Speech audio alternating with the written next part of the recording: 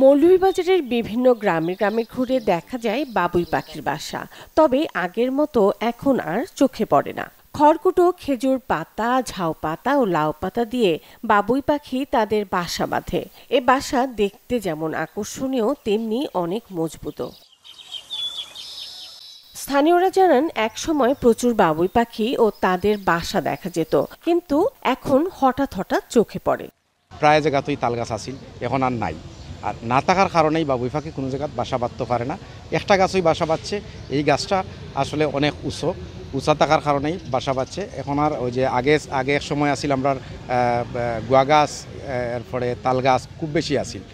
এখন এইগুলা বিলুপ্ত হয়ে গেছে কি, ওর কারণেই বাবুই পাখি বাসা বাঁধতে পারে না। জলবায়ুর প্রভাবে পরিবেশ বিপর্যয়, বাসস্থান সংকট, কৃষি জমিতে কীটনাশকের ব্যবহার সহ নানাবিধ কারণে এই বাবুই পাখির অস্তিত্ব এখন সংকটাপন্ন।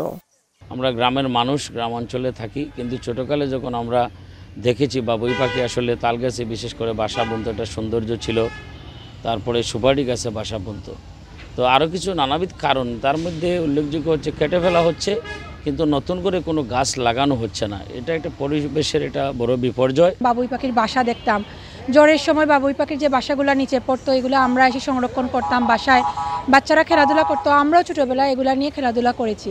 কিন্তু আমরা বর্তমান সময়ে আমরা দেখতে পাচ্ছি তাল গাছও নাই, সেই সাথে বাবুই পাখিও আজকাল দেখা যায় না। একটা কারণ হচ্ছে যে বৈশ্বিক জলবায়ু বিবর্তন, এটা একটা খুবই গুরুত্বপূর্ণ কারণ।